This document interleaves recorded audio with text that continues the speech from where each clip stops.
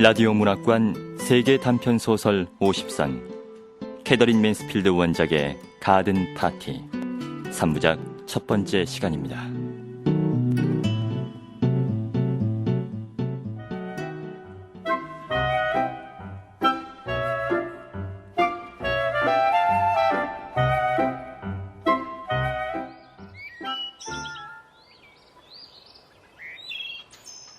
날씨는 더할 나위 없이 좋았다.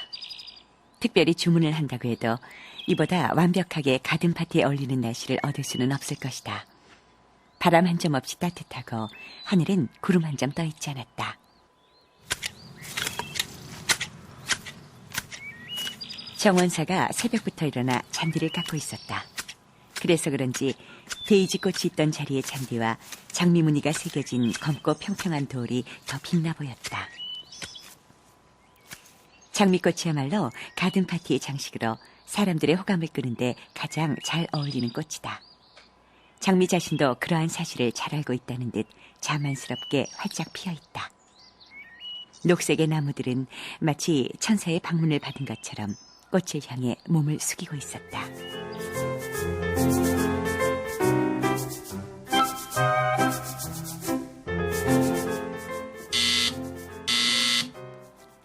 아침 식사가 끝나기도 전에 인부들이 천막을 치러 왔다.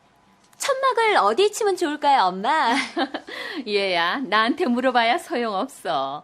올해 너희들에게 모든 걸 이리만 하기로 결정했으니까 말이야. 날 엄마라고 생각하지 말고 그냥 특별하게 초대된 손님 정도로 생각하렴. 그러나 매기는 인부들에게 가서 이것저것 일을 시킬 수가 없는 형편이었다. 아침 식사 직전에 머리를 감은 그녀는 초록색 터번을 두른 채 아직 마르지 않은 밤색 곱슬머리를 두 벌에 찰싹 붙이고 커피를 마시고 있었던 것이다. 로라야, 네가 가야겠다. 넌 예술가 타입 아니니. 정말? 막 아침 식사를 하려던 로라는 버터 바른 빵 한 조각을 손에 든 채 날아가듯 뛰어나갔다. 집 밖에서 뭔가 먹을 수 있는 핑계가 생겼기 때문이었다. 게다가 그녀는 이것저것 배열하고 정돈하기를 좋아했다. 어디가 좋을까? 저쪽이 나을 것 같은데. 셔츠 차림의 남자 4명이 정원 사이로 난 작은 길에 모여 있었다. 그들은 천막이 감겨져 있는 장대를 손에 들고 어깨에는 큼직한 연장통을 둘러매고 있었다. 인상적인 모습이었다. 이럴 줄 알았으면 버터빵을 들고 나오는 게 아니었는데. 그러나 어디다 놓을 데도 없었다. 그렇다고 버릴 수도 없었으므로 빵을 든 채 남자들 옆으로 다가갔다. 얼굴이 빨개지기는 했으나 애써서 엄숙한 표정을 지어 보이며 약간 근시인 것 같은 표정을 지었다. 안녕하세요. 로라는 어머니 목소리를 흉내내서 인사를 했다. 그러나 자신의 목소리가 지나치게 꾸민 것 같이 느껴져서 공연히 부끄럽다는 생각이 들었다. 그러자 이번엔 어린 소녀처럼 말을 더듬거리게 되었다. 그러니까 천막 때문에 오신 거죠? 예, 그렇습니다, 아가씨. 키가 후리후리하게 크고 얼굴에 주근깨가 있는 남자가 말했다. 예, 그 일 때문에 왔습니다. 그의 미소는 매우 상냥하고 친근했다. 로라는 곧 자신감을 되찾았다. 참 보기 좋은 눈을 가졌구나. 검푸른 빛이 도는 아주 멋진 눈이야. 로라는 다른 사람에게로 눈을 돌렸다. 그들 역시 미소를 짓고 있었다.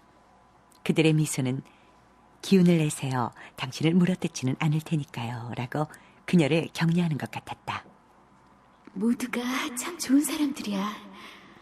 게다가 얼마나 상쾌하고 멋진 아침인가. 하지만 그런 얘긴 꺼내지 말아야지. 이 사람들을 사무적으로 대해야 해.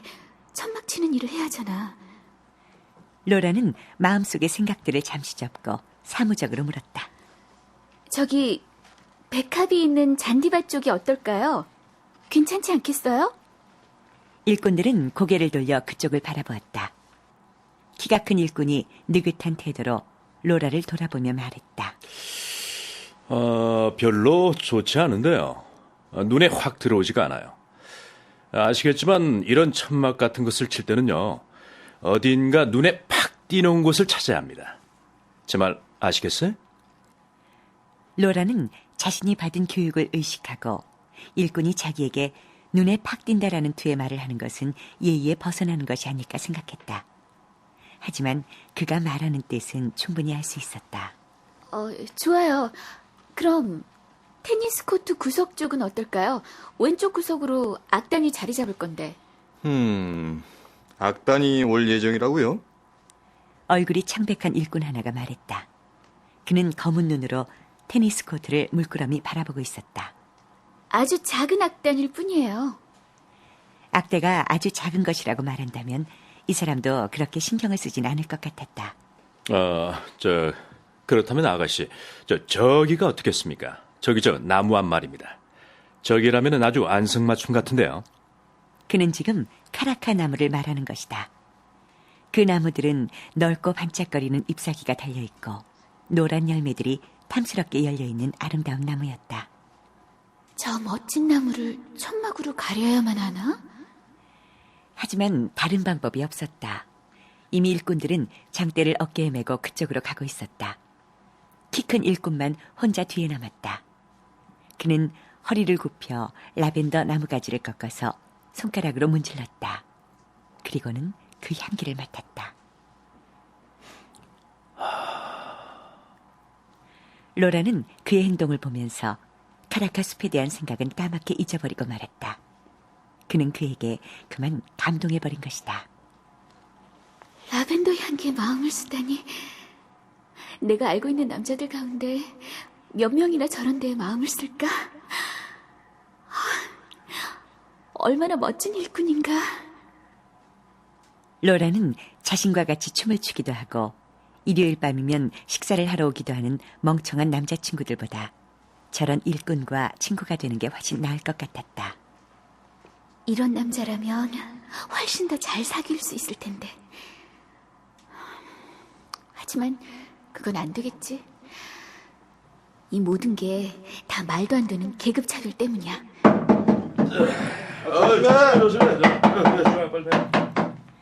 그때 나무망치로 뭔가 쿵쿵 두드리는 소리가 들렸다.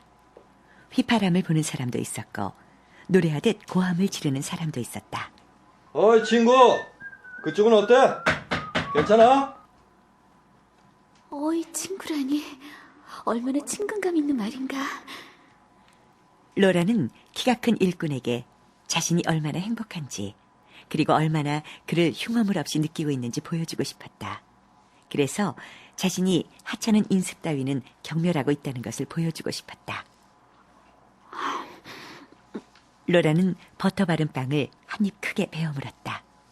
그리고 나니 마치 자신도 일꾼이 된 것 같은 기분이 들었다.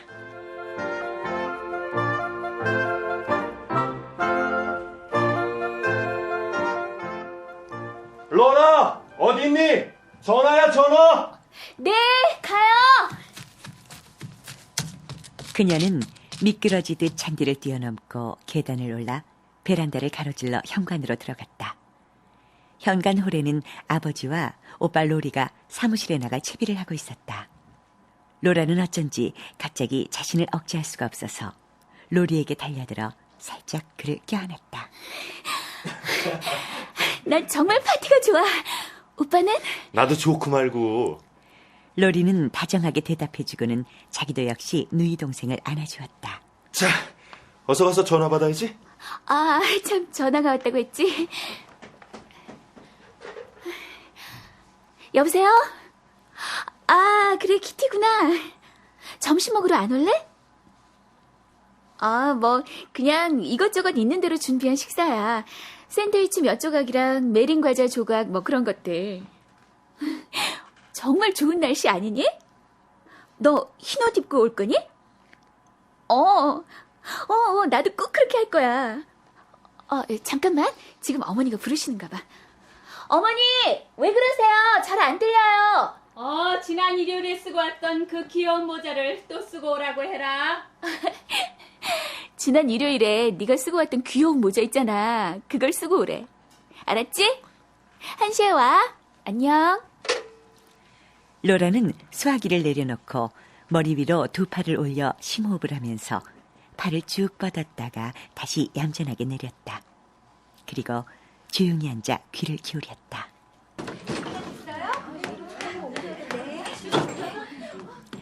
집안은 가볍고 분주한 발소리와 끊이지 않는 말소리로 생기가 넘치는 것 같았다. 주방으로 통하는 초록색 문이 계속 열렸다 닫혔다 하고 있었다. 이번에는 키득거리는 듯한 길고 묘한 소리가 들려왔다. 딱딱한 바퀴가 달린 무거운 피아노를 옮기고 있는 것이었다. 햇빛이 만든 작은 점 2개가 하나는 잉크병 위에서 다른 하나는 은빛 사진틀 위에서 반짝이고 있었다. 은빛의 따뜻하고 작은 별. 그녀는 그 별에 입을 맞추고 싶었다.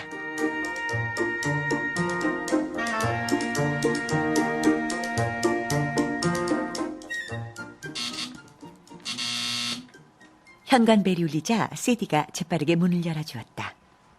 세디야, 뭐야? 꽃가게에서 왔대요, 로라 아가씨.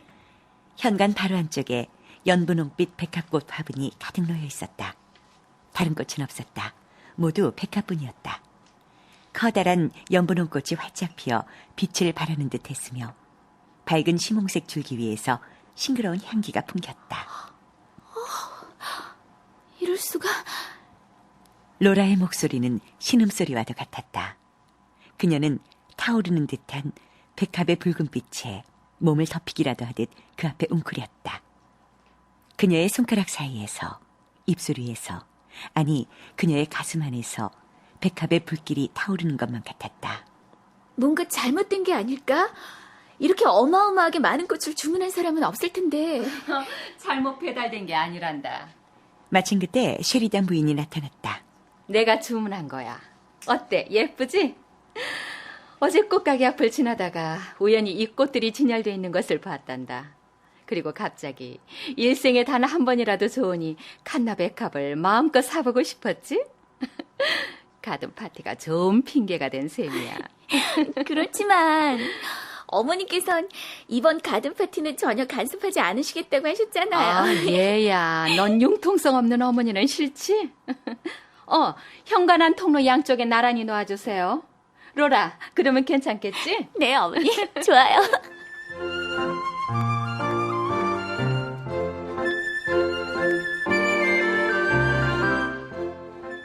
응접실에서는 매그와 조즈, 사람 좋은 키 작은 한스, 이렇게 3사람이 덤벼들어 겨우 피아노를 옮겨놓고 있었다. 드디어 잘했다. 자, 이젠 이 커다란 소파는 벽 쪽으로 밀어붙이고. 한스, 너는 이 테이블을 날라줄래? 그리고 청소하는 사람들을 불러와서 융단에 난 테이블 자국을 말끔히 지워달라고 해. 조즈는 하인들에게 명령하는 것을 좋아했다. 그리고 하인들도 그녀가 시키는 일을 잘 따랐다. 그녀는 언제나 그들에게 어떤 연극 속의 역할을 맡고 있다고 느끼게 했다. 피아노 소리가 어떤지 좀 들어봐야겠어. 오늘 오후에 노래하라고 요청받게 될지도 모르니까 말이야. 사랑의 기쁨을 한번 해볼까? 사랑의 기쁨은 어느새 사라지고. 조지의 얼굴에는 노래의 분위기와 전혀 어울리지 않는 환한 미소가 떠올랐다. 내 목소리 괜찮죠, 엄마? 그때 세디가 들어왔다.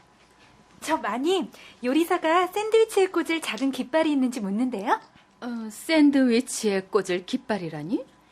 그녀의 얼굴 표정을 보고 아이들은 그것이 아직 준비되지 않았다는 사실을 알아차렸다. 저 10분 안에 갖다 주겠다고 요리사에게 일러라. 로란, 나랑 같이 흡연실로 가자. 봉투 뒤 어딘가 장식용 깃발에 써놓을 샌드위치 종류를 써놨거든. 나 대신 그걸 좀 옮겨 써줘야겠어. 매그, 넌 그 젖은 머리 좀 말리렴. 조 좀 빨리 가서 옷 좀 갈아입고. 자자자, 어서 서둘러야 해. 참, 깜빡했구나. 조즈, 너 주방에 가서 요리사 좀 잘 달래주렴. 오늘은 왠지 그녀가 기분이 좋지 않아 보이더구나. 로라는 어머니가 지시한 일을 모두 마친 후 그것을 가지고 주방으로 갔다.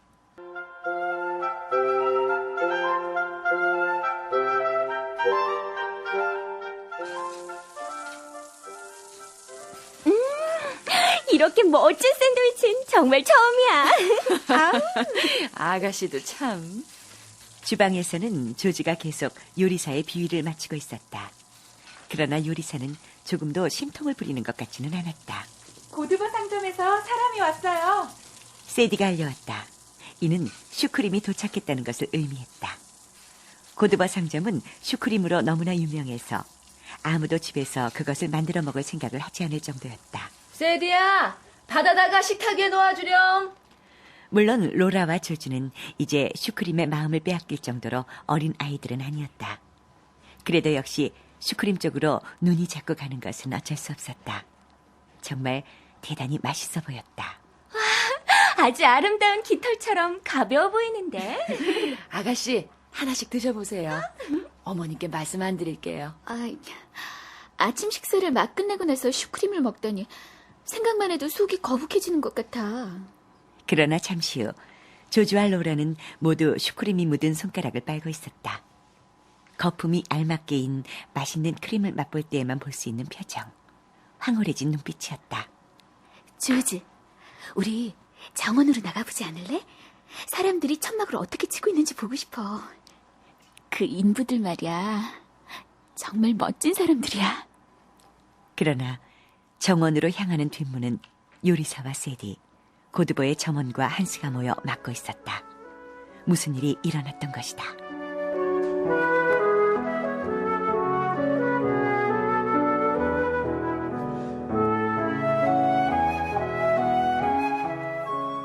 라디오 문학관 세계 단편 소설 50선 캐더린 맨스필드 원작의 가든 파티 일부를 들으셨습니다.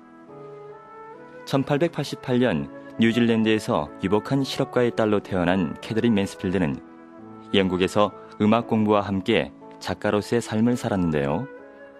34세의 나이에 생을 마감하기까지 오랫동안 폐결핵과 싸워야 했습니다. 그럼 여기서 캐더린 맨스필드의 주요 작품과 작품 세계에 대해 국민대 영문과 정명희 교수의 말씀으로 들어보겠습니다. 캐서린 맨스필드는 단편소설 작가로서 영국에서 독보적인 존재입니다. 그녀가 비록 34세라는 젊은 나이에 요절했지만 그녀는 20세부터 시작해서 약 14년간에 걸쳐서 80편이 넘는 단편소설을 남겼습니다. 물론 그중 꽤 많은 작품들은 미완성작입니다. 20편이 넘는 작품이 미완성작이라고 할 수 있어요.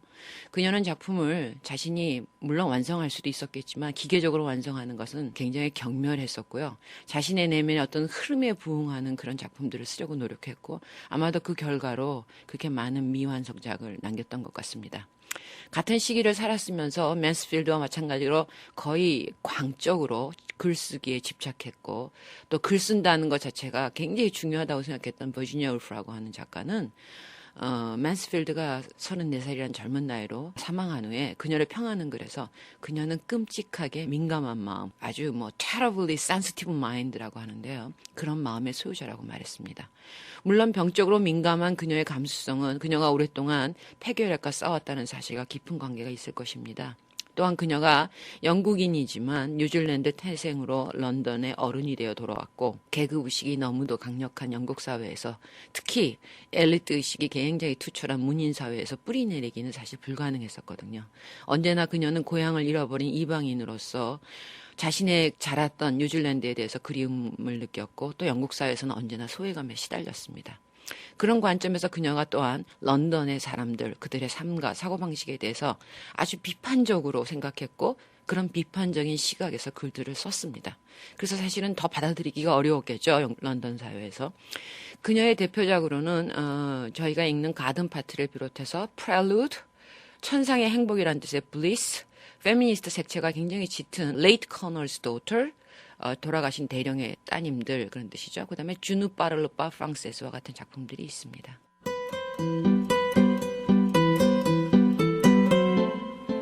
권윤의 연출, 김재인 극본, 캐더린 맨스필드 원작의 가든 파티 일부를 마치겠습니다.